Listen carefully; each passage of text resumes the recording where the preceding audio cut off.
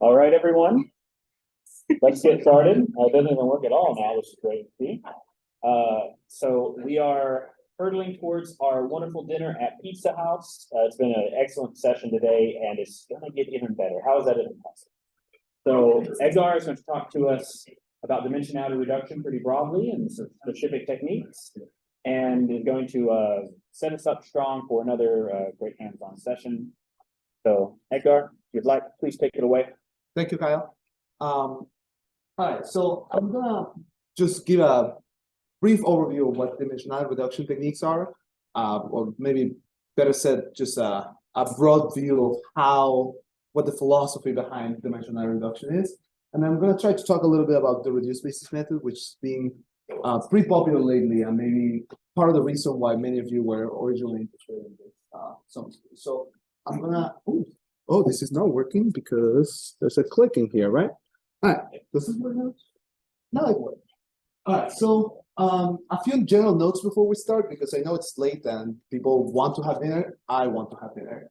The first thing is I'm a theoretical instrumentalist for LIGO. My work is not in nuclear physics, so if I make a mistake saying anything nuclear physics related, just blame me. Just blame Frederick. Like, he's a great person to blame.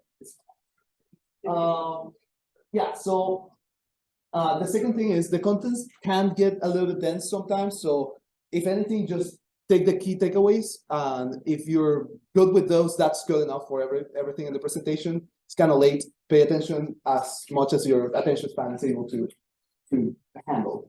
I know mine is not very long. So, and the last thing is ask questions. Feel free to interrupt me. I'd rather make sure that people follow a little bit of the presentation than rush to the end, if that's okay.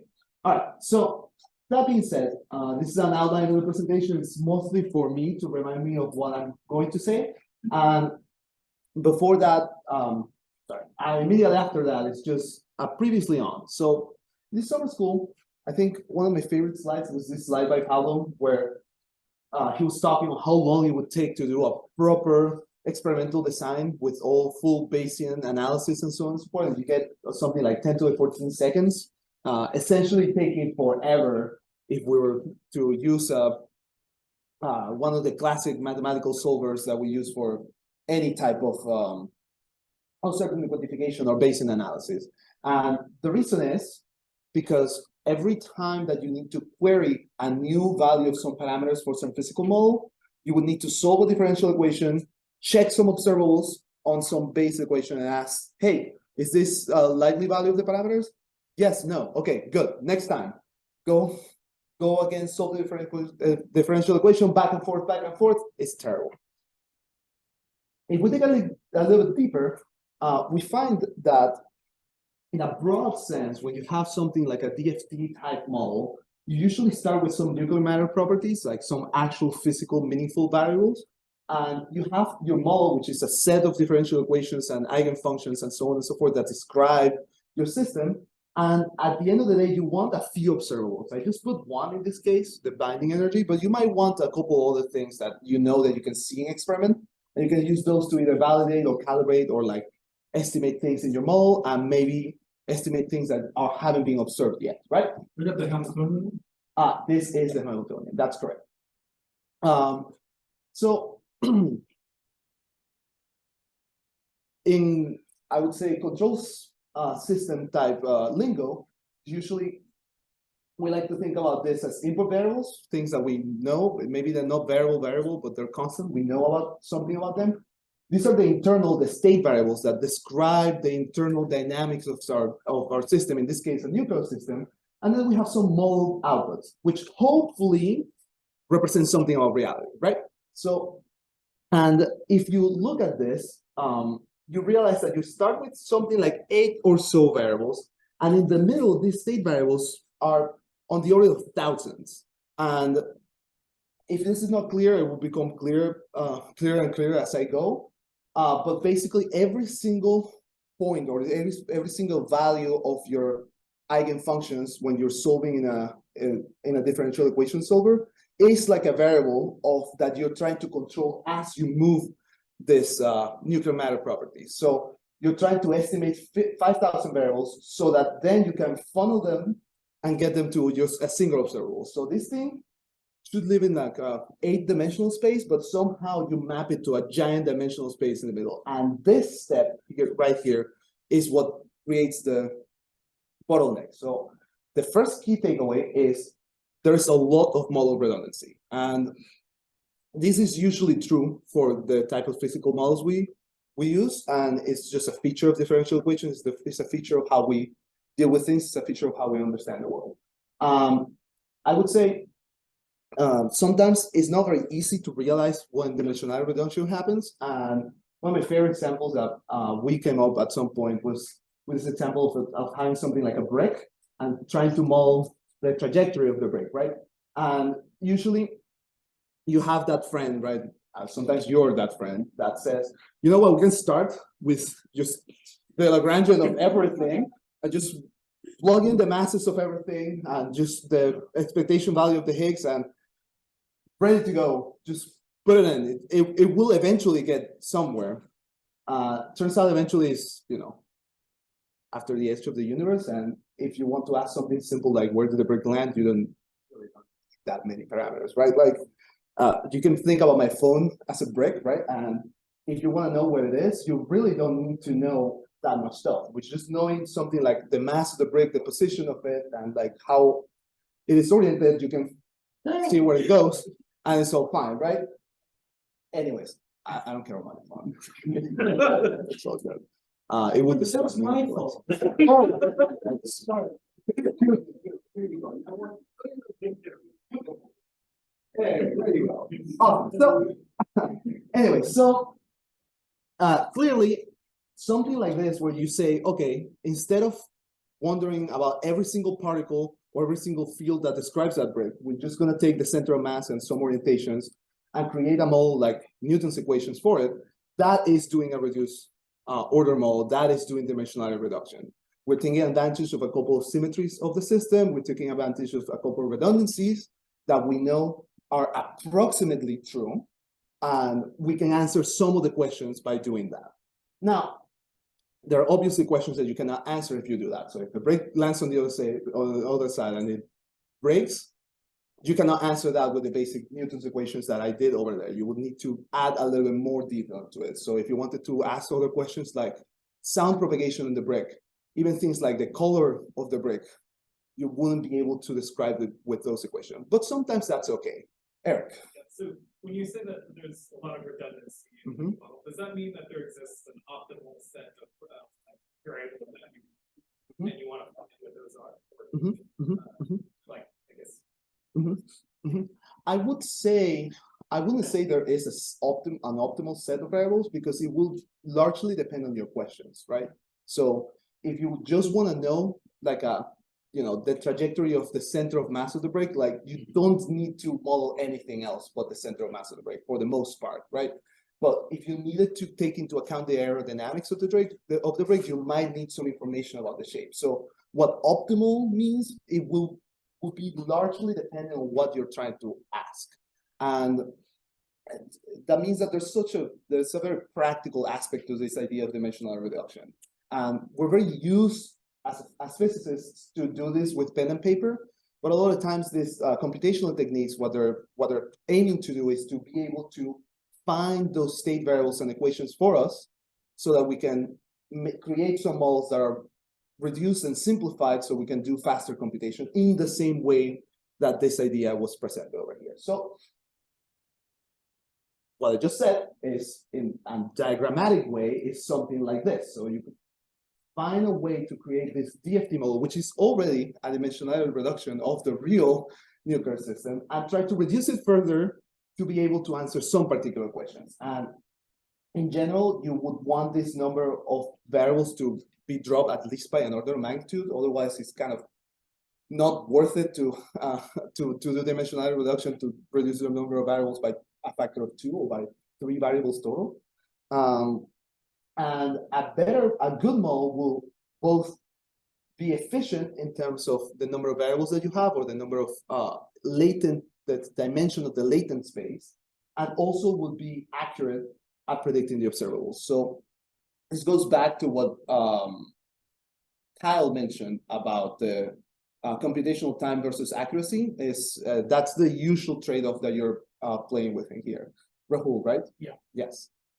Is there like a formal way to quantify how much redundancy you have in your system for a given set of outputs, or that's like rule of thumb, like as we go?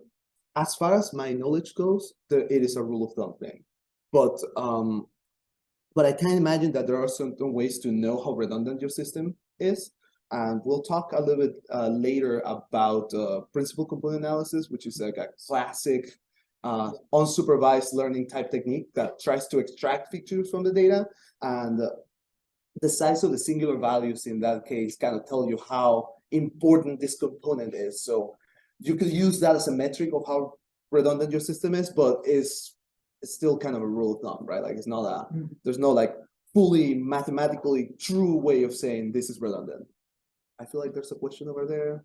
There's a question over there.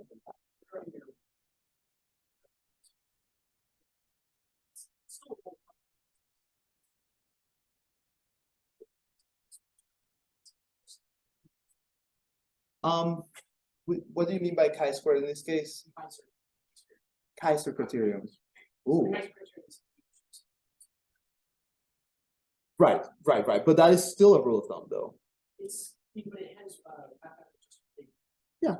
Can I explain this much variance? Yeah. It's like this is how much variance you can explain with this data. For sure. Yeah. But how much variance you want to explain for a particular problem is a matter of the problem you're trying to solve. Again, yeah. Any other questions? Yes. Trying to follow what's going on. The case of PCA, principal component, we're going to talk about it later. Very briefly, but yes. But one of the things that people are realizing, and I don't know if this is happening in these problems, is that the components are ordered in the size of their eigenfunctions, the eigenvalues. And that could be a completely useless use of your energy if a lot of these eigenvalues are similar size, and you could pick one eigenspace for one eigenvalue, and then the next eigenspace has almost the same eigenvalue, but it's orthogonal. Yeah. And so maybe when you combine that one with some of the other ones, that might be a better choice. So the order in which you choose these things, which is the only way to do it in an unsupervised way, may be leading you down the wrong path. And perhaps that's maybe what you mean by we're going to try to do things in a more supervised way, where maybe there's physical reasons why we shouldn't be using the first eigenspace, but I don't know. That's where you're heading. It is not what I'm heading, but that is certainly a thing that people have been looking at. Another thing that I think is also important in the case of principal component analysis is that it can only do linear embedding some things, and in many situations you want to do better than that. So, yeah. More questions? So I said I'm happy to stay in like a simple place and then skip to the end. Got it.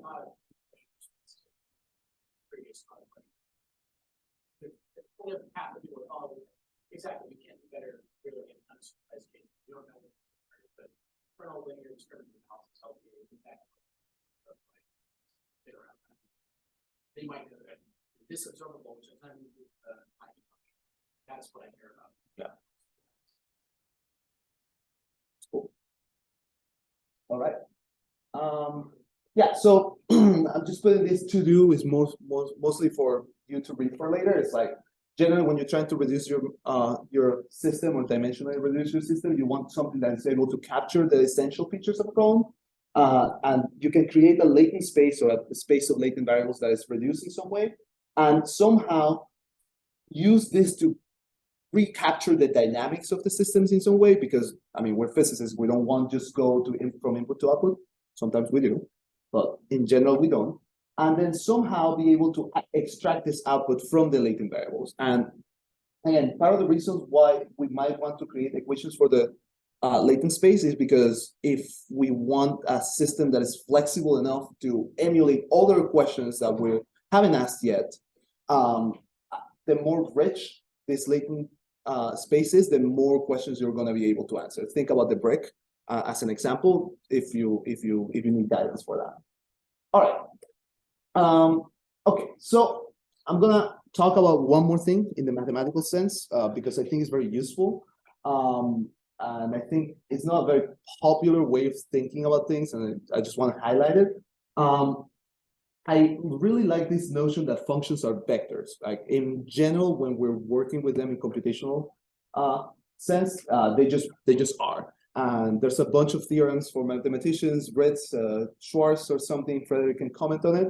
That basically say, yeah, you can think about functions as vectors, and it will be okay for the most part.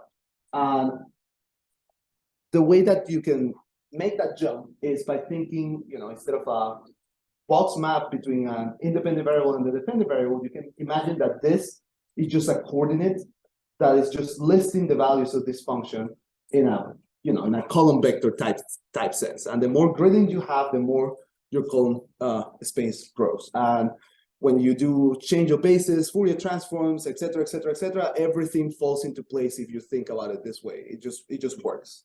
And once you make that jump, and you think about this thing as the coordinates and these things as basic vectors, it's very easy to think that as you change a function, because you're changing some parameters, say this function, in this particular case, it just represents a damped harmonic oscillator, because I'm a LIGO person, so I like oscillating, vibrating things.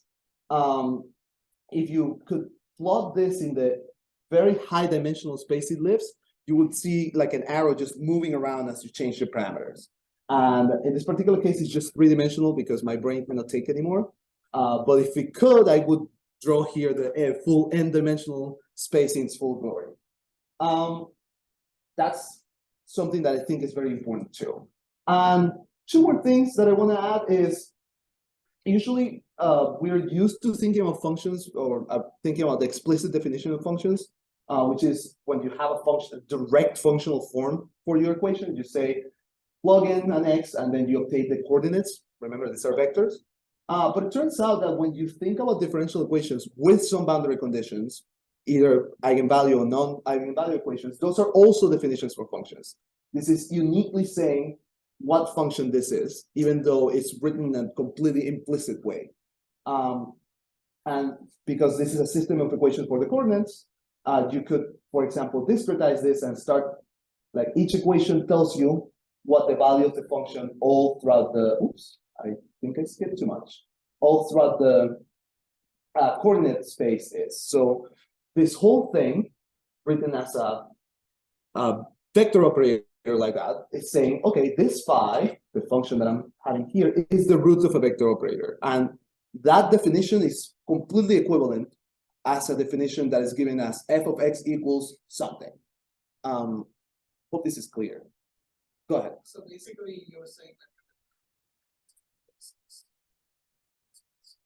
that. Ooh, no, I am not saying that, but I'm rather saying that the differential operator, or the equation satisfied by the differential operator, is implicitly defining a function. It's like, for example, f is the function such that it gives the ground state of the harmonic oscillator.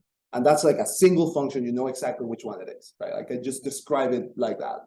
And I'm not referring to there's no ambiguity in it, if that makes sense. And that's the same as me just saying telling you e to the minus x squared over 2, blah, blah, blah, right? Okay, clear?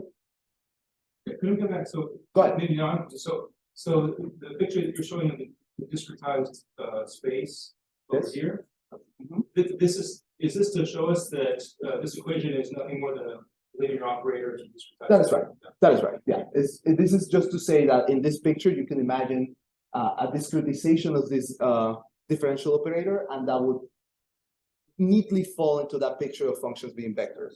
Of course, in reality, you have to think about this delta x becoming smaller and smaller. But in practice, when you're in a computer, you never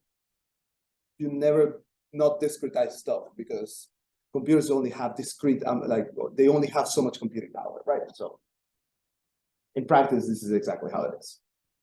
All right, so now, with this picture in mind, when you have something like a DFT model, this whole complicated differential equation with some couplings and parameters and some outputs of interest, it's just a giant one of those that is just defining a particular function, which is an arrow in space.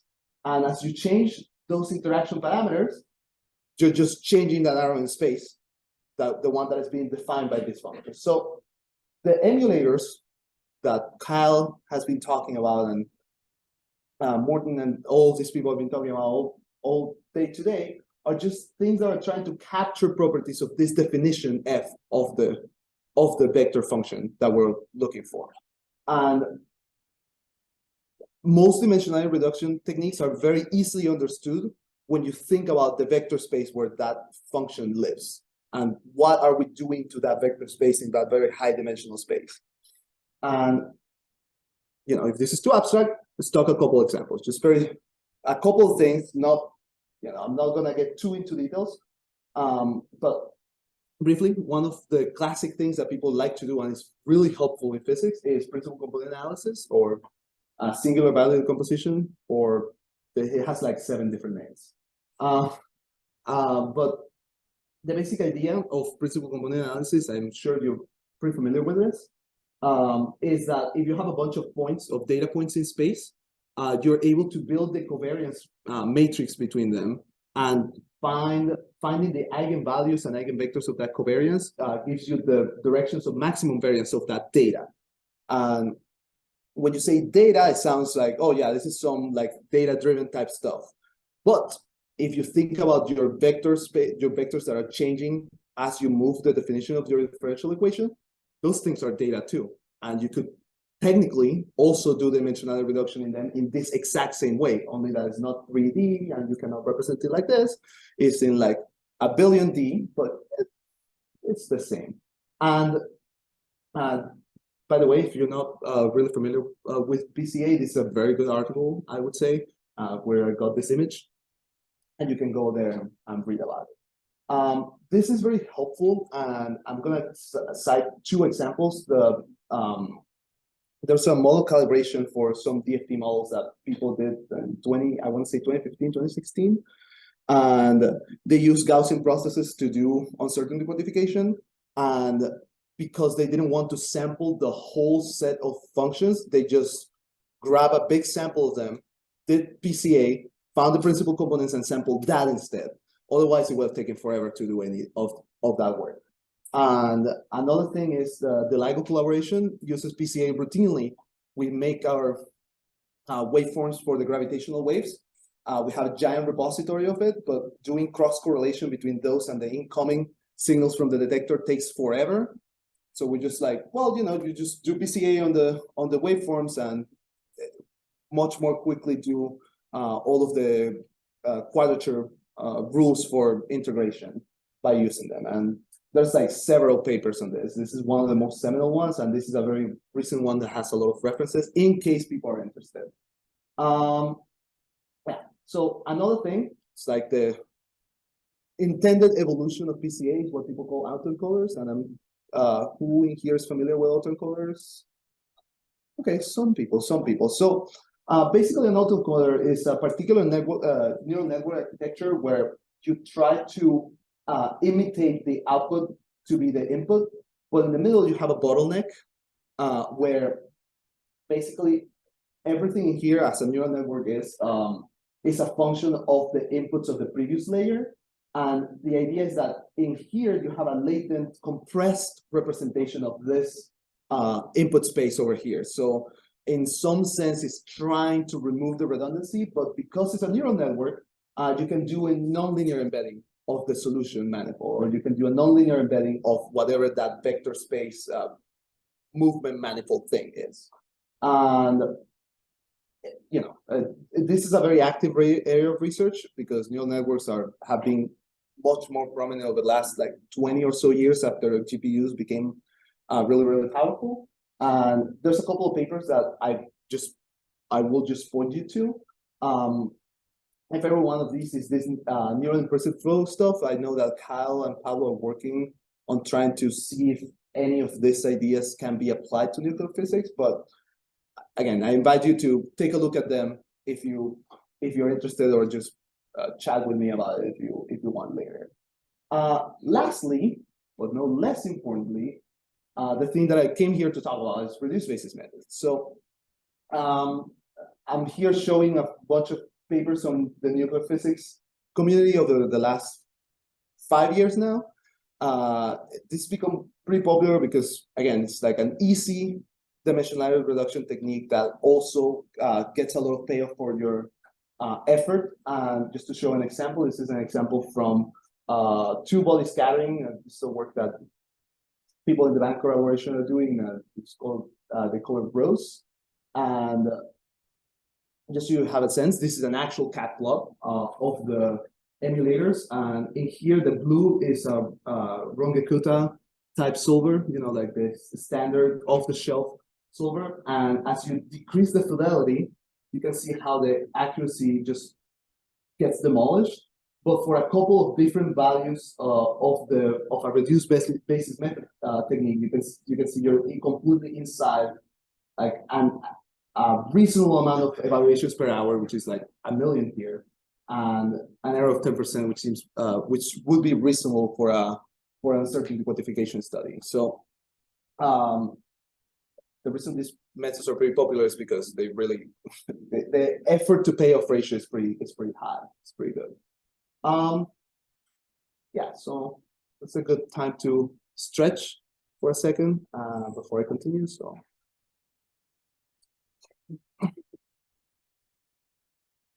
I cannot see the time anymore because I don't have my phone. So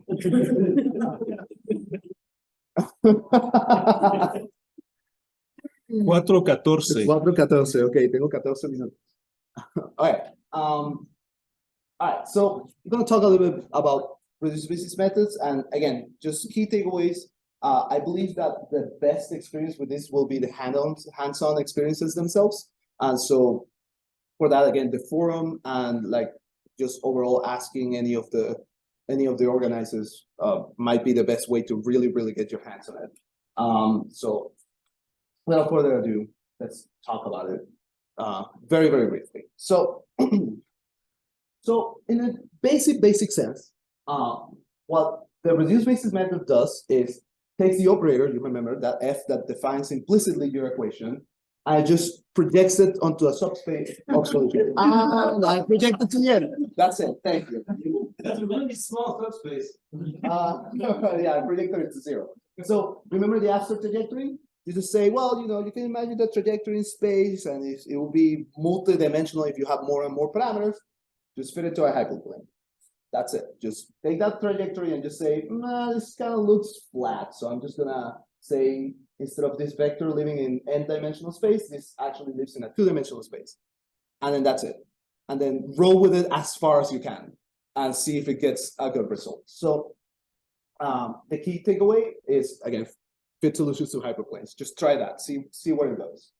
And for the people that are a little bit more algebra oriented, this is actually pretty similar to principal component analysis, where you can imagine that this manifold here are the multiple solutions for different values of your parameters that you're doing using tuning in uncertainty quantification studies. And for many of these points, you try to find a best fit hyperplane that is almost the same, if not the same in certain cases, as doing principal component analysis over that data. And instead of writing your function in the usual coordinate way, you can just write it as coefficients times some particular functions that are better suited for that particular manifold points that you're looking for. And you can think about these coefficients as new coordinates for your system. So in the same sense, at the break, you say, okay, I'm just going to look at the center of mass. It's like, and now I'm just going to look at the amount of this principal component and then the amount of the next principal component as the way of understanding the dynamics of my system. Any questions up to here? You're saying that these are the blue and the orange functions are eigenfunctions of the upper? That is not correct. They're not eigenfunctions, they are principal components. So you can imagine that you sample a bunch of points in here and they look kind of like that, right, as functions, and you say, okay, I'm going to try to find the principal components of this set of functions, which are just a set of points in big N dimensional space. And I obtain these two things. You sample them randomly? I sample them randomly. That's right. Yeah. And I'm not going to get into how you should be sampling them, but the important part is that you sample them randomly.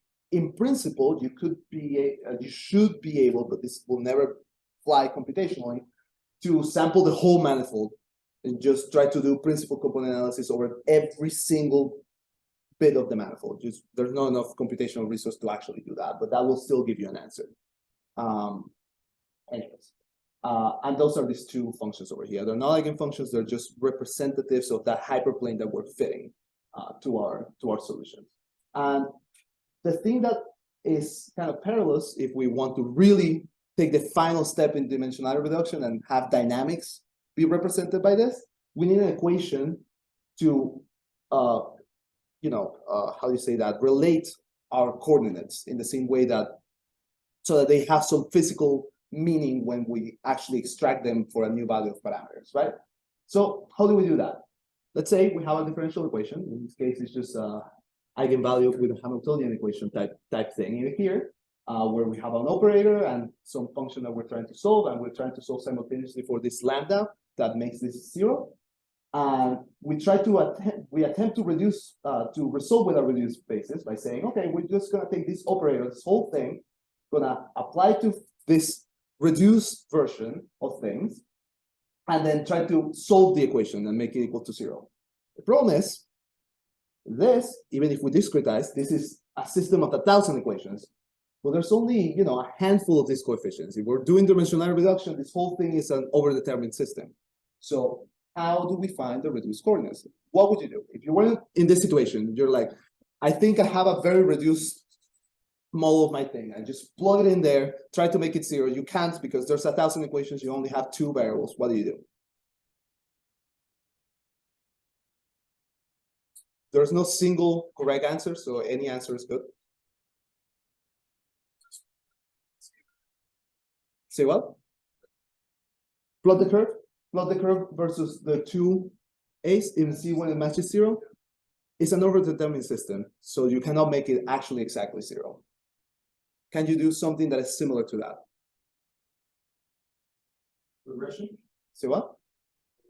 You could do a regression. That's an example, right? Like you could say, well, you only have 2 coefficients. You can say, well, I'm gonna try to find the ones that minimize the norm of whatever gets out left in here, right? It's not gonna be 0, but if it's small, then probably will be a good idea.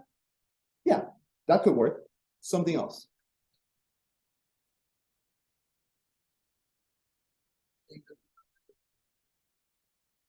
Take the determinant and equate it to 0. This is, if this equation is linear, this whole matrix is rectangular.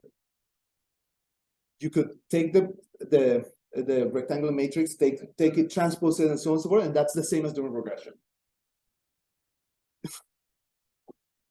Right, I'm just gonna skip ahead. And actually, there's a lot of options. There's so many things you can do. The first thing is do regression, as you were pointing out. That's sometimes people call it the least squares method. Sometimes people call it Petrov-Gerlikin methods.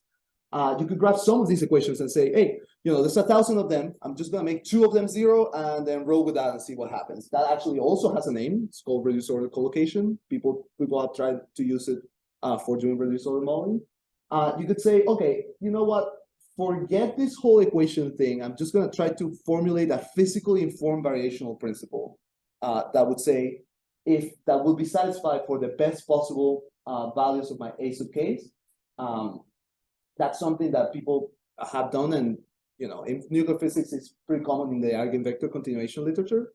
And the last thing that I want to mention is project into a carefully selected subspace. Instead of taking this whole set of equations, you could just grab, you can just grab some functions here and say, well, okay, this whole thing cannot be the vector 0 because you cannot solve it.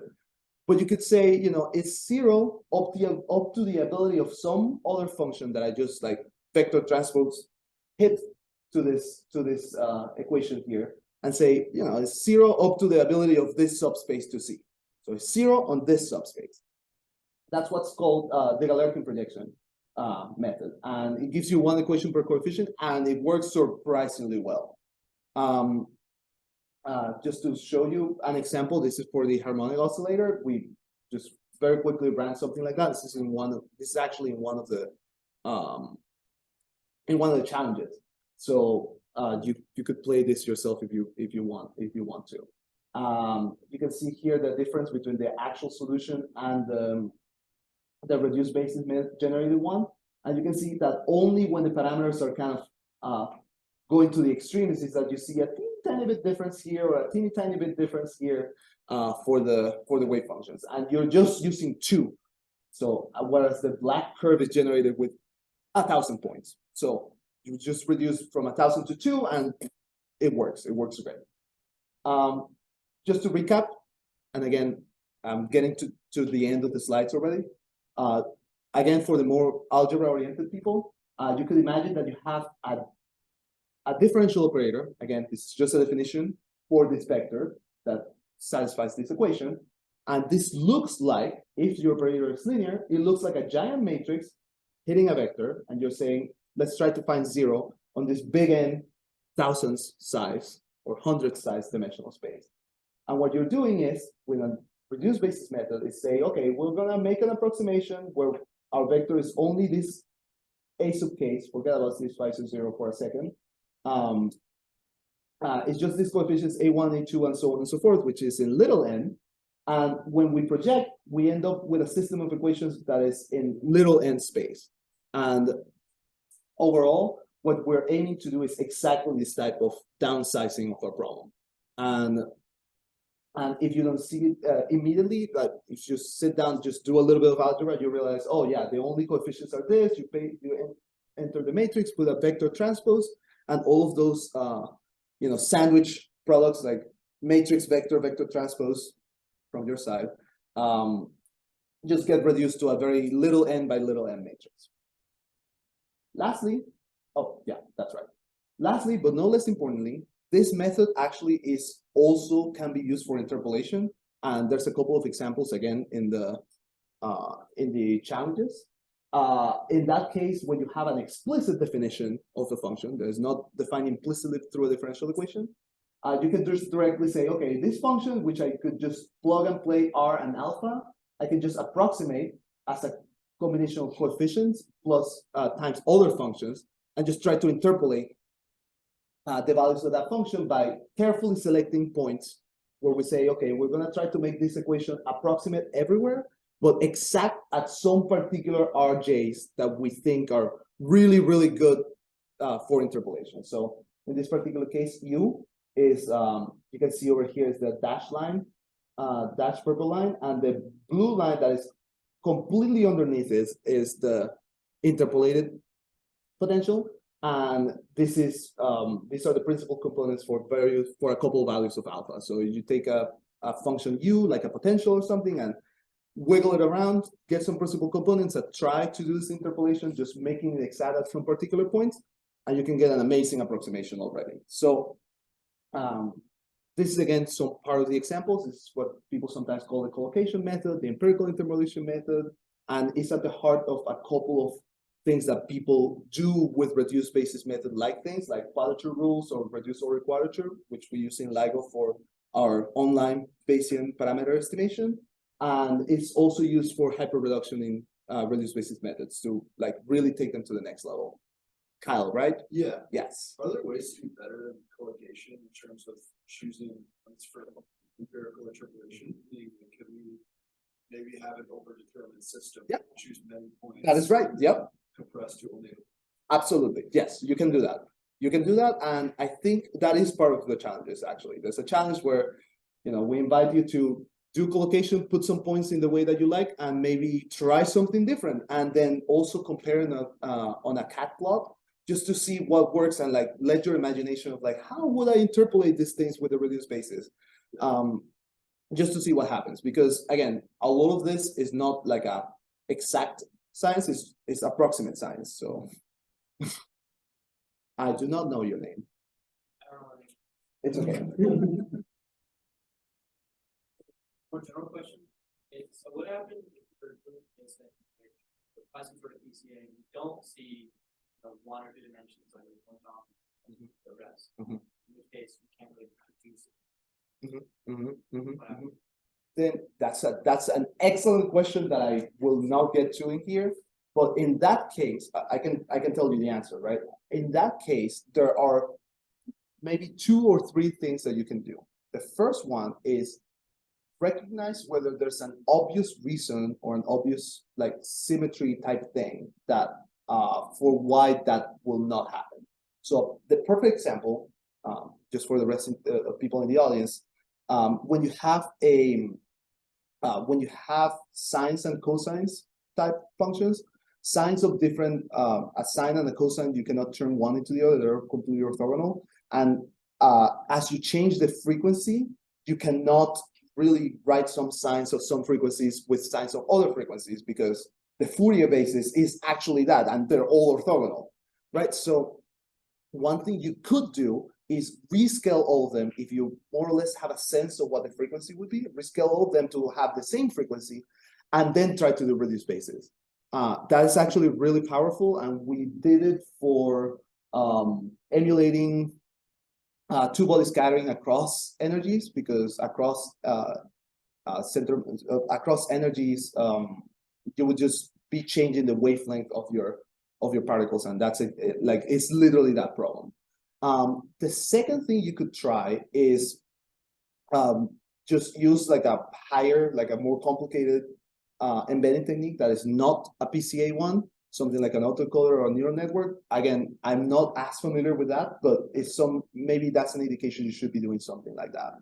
And the last thing is try to learn specifically if there's any transformation, like that thing I said about the frequencies, by using the data itself. Like, if there's any way that you could transform the data to make it more amenable to PCA. Those are the things that we know about. I know that people in the fluid dynamics literature really like that third idea, but they have been moving over the last 5-6 years more towards neural networks, because everyone's moving there. All the questions. Kyle. So Kyle mentioned in his talk a couple different like libraries for model reduction. I was wondering if anyone has like practical experience, or do you have any you would recommend or anything that can it just work out of the box? Sadly and unfortunately, I personally do not have any personal experience with those libraries. Do you, Kyle? I have some. It depends on which class of problems you're interested in. I'm of course always looking at the dynamic stuff, so I've got the NIF, ICD, IB, on these things. And it really depends on your particular problem on that side of things. That's all kind of data driven. We're trying to learn like the output fields, the dynamics. In terms of like the model order reduction libraries, PyMore, LibRom, all of these, PyMore, for instance, has pretty good documentation. I think that the biggest hurdle is casting your problem in the way people want you to cast it. Yeah, that's the hurdle to overcome.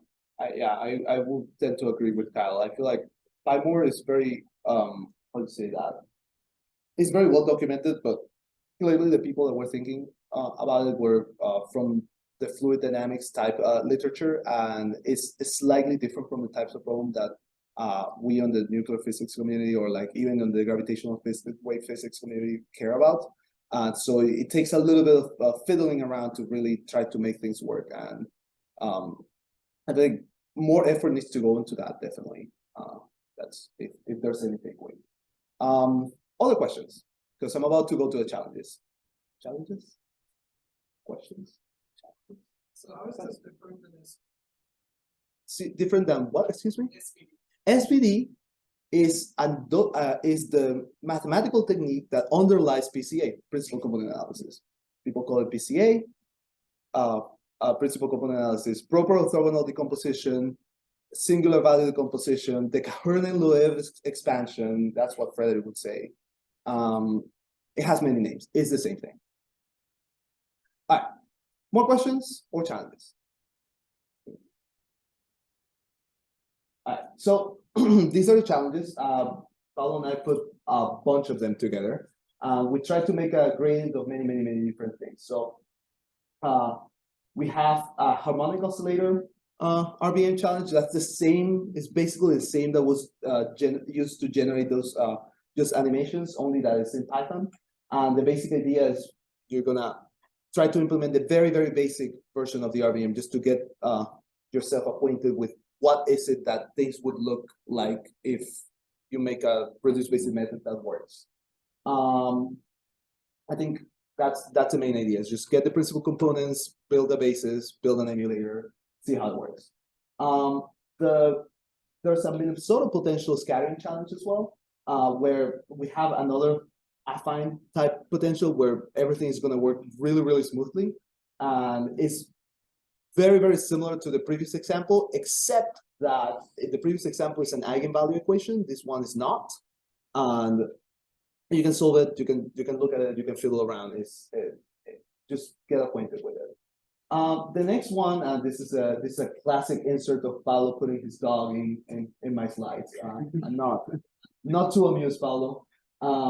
The empirical interpolation challenge is same idea, but instead of doing this reduced basis for a implicit definition, we're doing it for an explicit definition. In this case, is using a Wood-Saxon potential, pretty familiar for the people who do scattering, and finding what those points that we should use to interpolate would be like. And again, as an aside, another thing that I think you should consider in this one is what happens if instead of selecting your points by hand, you do some optimizations to select better points, or what happens if you have an overdetermined system like Kyle mentioned, et cetera, et cetera. Like this is a good test bed for that sort of stuff. The next thing is there's a time-dependent dynamics problem. This actually, maybe this is between 2 and 2.5 stars, where you're saying, well, instead of just emulating for a single Hamiltonian, but for different values of the coupling constant here, or the trapping potential, I should say, just instead of that, just emulate over different values of it over time as time evolves, and see if there's a way to create a reduced version of the time evolution of the coefficients. There's another challenge about invading matrices. This is just for fun, is because we're thinking, you could use the reduced basis method in things that are not as obvious as you would think about. So for example, you can start with a matrix that looks like an identity plus some parameters plus something, and you have an equation for it, right? Like the inverse is the only matrix that such that when you multiply it by your given matrix, it gives you the identity, and you could try to see if you could find a reduced version of that matrix by as you change epsilon over here. And I think this is an interesting idea because it's a matrix, so you're not used to think about matrices as vectors that you could project over things, and it's all the same. It's in there. Just take a look at it if you're interested. And the last, I think, 3 challenges are the hard ones, and I almost suggest you attempt these if you're already familiar with the reduced basis methods, or if you've done at least the 1-star challenges. But it's just a suggestion. You can do whatever you want. In this one, we're just trying to make a cat plot for an anharmonic oscillator for as many emulators as you can get your hands on. So just try things, show the plot, show us what you have.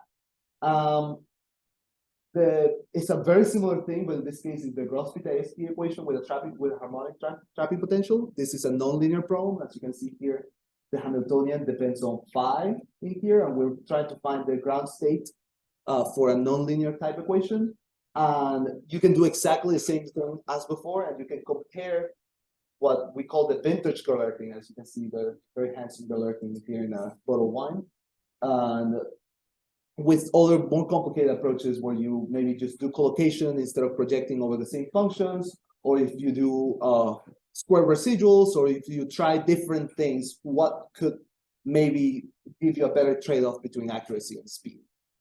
The last thing, and this might actually warrant a 4th star over here, is study resonances. So this is you can imagine this is scattering potential, and there's 3 distinct regions. There's the outside region of the potential where you would expect that something could be completely free, and if the energy of the particular wave function is lower than this barrier over here, it will tend to either decay or increase exponentially in here and be trapped inside too. So it will be for solutions that are below this potential, you sometimes will have states that tend to resonate here, decay here, and then oscillate out over there. And it's an interesting, I think this particular case is an interesting toy model, but it has many actual applications if you actually do research in this. In this particular case, there's something very complicated because there's 3 different regions of behavior. So you might want to rescale your domain in smart ways to actually make things happen. And that goes back to the question that we have earlier. So if you're feeling up for a challenge, this is maybe your challenge of choice. And I think that's it. Thank you very much.